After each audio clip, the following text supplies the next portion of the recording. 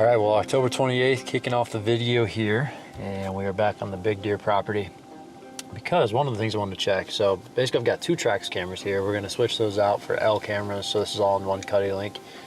But I've not been getting any photos on this mock scrape that I had, and it looks like some stuff has fallen over it, some limbs, and they're actually working one that's out further in the bean field here. So we're gonna move the camera right there because I was wondering why this thing died off.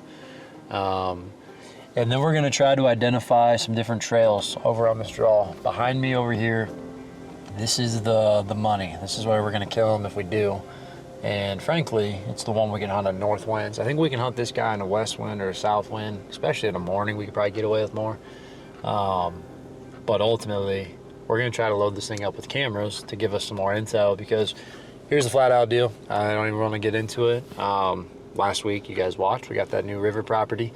And to keep it short, we no longer can hunt there. We, put the cameras out, and the landowners got bothered with some calls and some drama of us being there and filming hunts, and that's all there is to it. I mean, I appreciate sending text of, thank you for the opportunity, and ultimately it's just out of our control.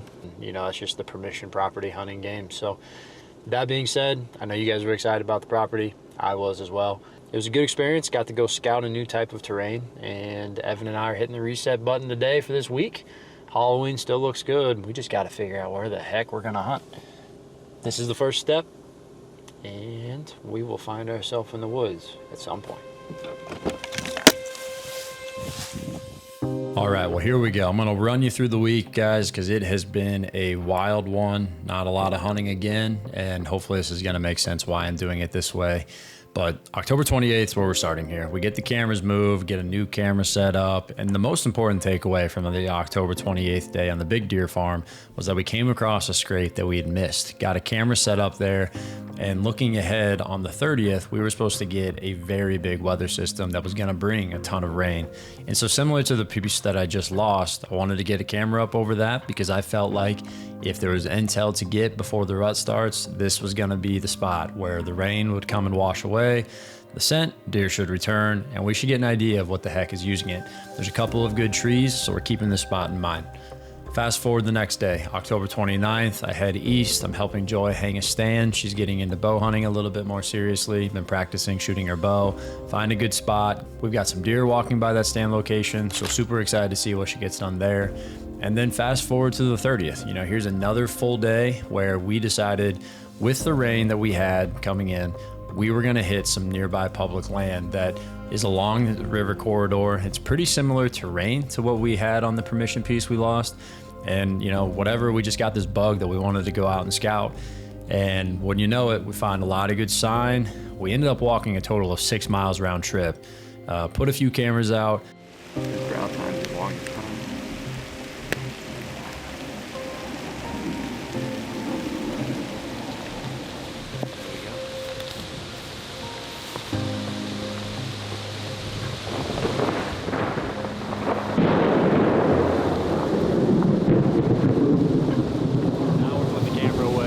Here, storms here. Just saw a good buck, rubs everywhere. November in 2 days. Weather event is obviously hitting the entire time. It wasn't very smart to be out there. There was a very heavy rain, lots of lightning, so I would not recommend that, but it's a choice we made. And when that rain subsided, wouldn't you know it, by the end of the next day, we had 2 really nice bucks show up. And then all of a sudden, here we are, it's Halloween. This was the day that we were very much looking forward to hunting, northwest winds, fresh off the rain. And what we ended up doing was, our plan was to try to go and get a canoe from my buddy, who was very gracious and was gonna allow us to try to access some of this river public. Well, wouldn't you know it, we got a call from Devin Wills, who shot his biggest buck ever. So we went down, helped him track his deer. And then by the time we got home that night, we were able to get the canoe, tried to take it on a test run at a nearby boat ramp. And with 2 guys, all of our gear, I bought a trolling motor for the canoe. It was just far too much weight. So rather than give up on the river, my stubborn self talked to Caleb Griner, good buddy, was gracious enough to say, hey man, I got a boat, come use it. So we take the 1.5-hour drive following this excursion, get the boat, get home, and this is how we're ringing in the month of November. Then the following morning, we decided to go make a quick hunt on the big deer property. We slipped in, actually had an encounter right off the rip with one of the bucks that we know is in the area. Not a shooter, but great buck nonetheless. And we slip out early because from there, we wanted to go and make our first trip down the river in the boat. Wanted to give ourselves plenty of time. Chose not to do it in the dark just because it's not very smart. Never been on this river before. Don't know how it lays out. Alrighty, well, we're looking like we're at our first obstacle point, and we're not that far. This is gonna be tight. It looks shallow. Dude, that will suck so bad. But when you do stupid things and you know there's a potential for stupid results, who can you blame but yourself? And man, if it could go wrong, it went wrong. You know, we just didn't have enough water to get the boat down there. Got out plenty of times, had to push the thing. I'm gonna chalk this up to I'm not gonna get back there. We tried a lot of options. A lot of people have tried to help us. And we just don't got enough water. And considering how far of a ride this is gonna be for us, we'll never get there in time, number one. And number two, trying to do this navigation in the dark is just stupid. So we're not gonna do that. It was a good thought. But November 1st, hope the boys are having a better time.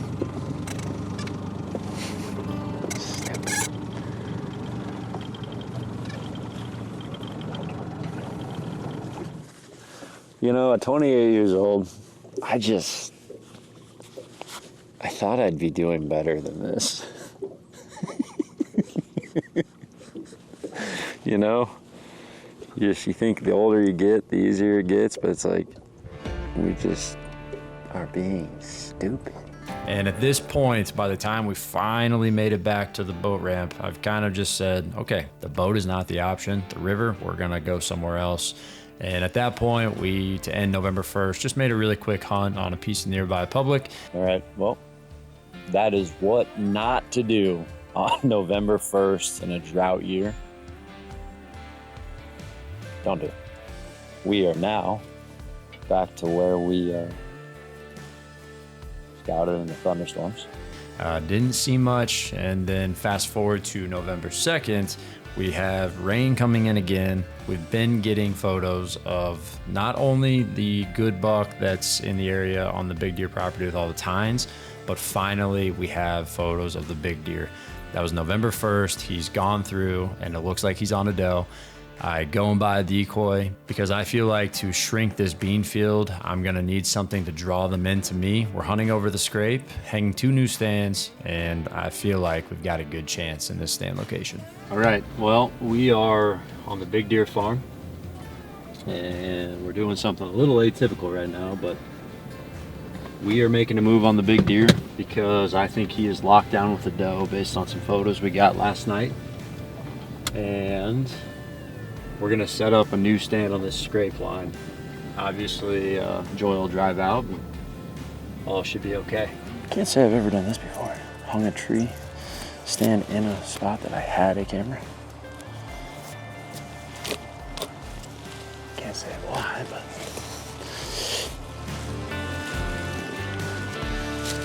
All right, well, we're all set up. This is a killing tree right here, and the front is hitting.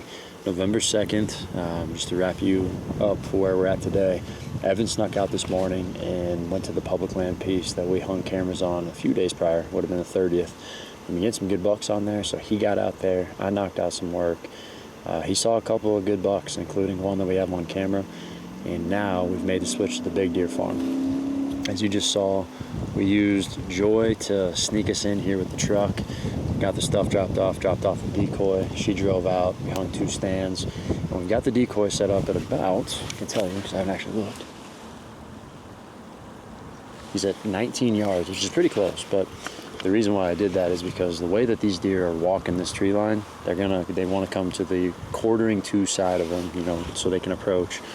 And we've got this east-southeast wind right now. The front, as I just mentioned, is hitting. It's starting to spit rain, and it's going to rain until dark.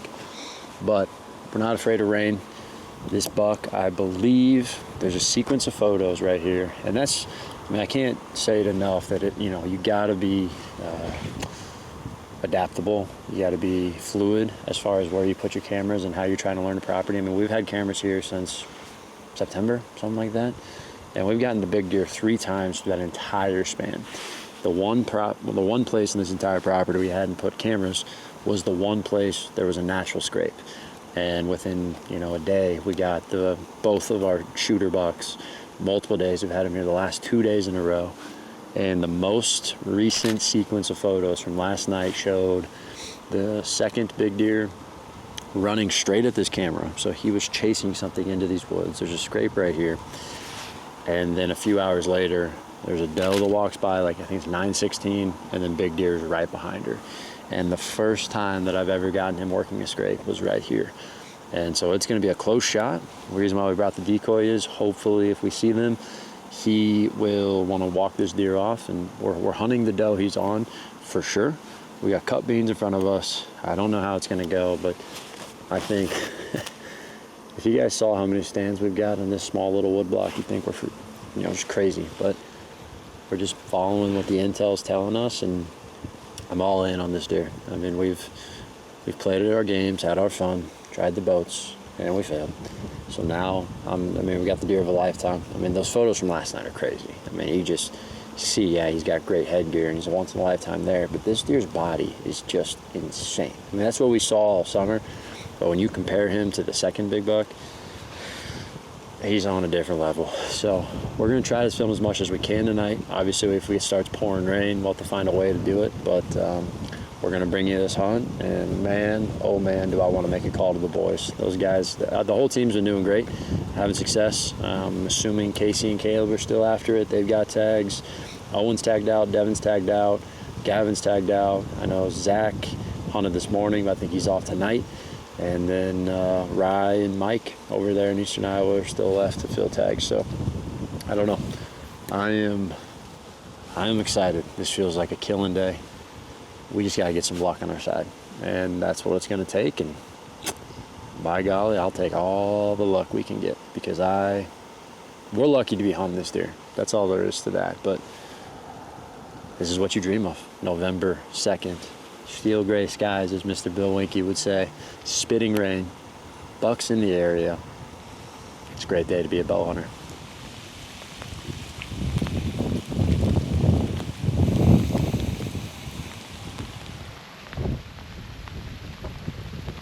Somewhere in there is a camera.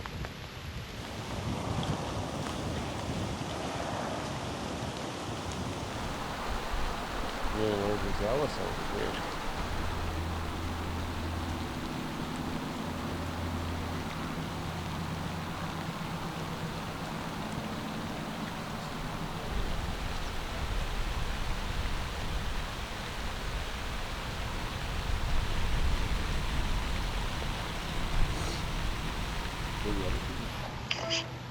Talk to me. What did you do? Elizabeth! Tell me. Evie is dead. Dude, let's go! Elizabeth. It's in the smoke. It looks good. Like, I know it's gonna he be held good. it there. 30 yards, right on the lane. Hung this set today. Yeah, well, we're 5 minutes from sunset, which obviously looks way darker than that. So technically we got 33 minutes left, though I don't think we're gonna get that out of the cameras. We saw an influx in activity in that break of rain, and then since it's picked back up, deer have dispersed. Most of them went back into the bedroom, but we did, obviously, as you just saw, got an awesome phone call from Collins and Elizabeth, soon to be Collins and Elizabeth Marine, for the record.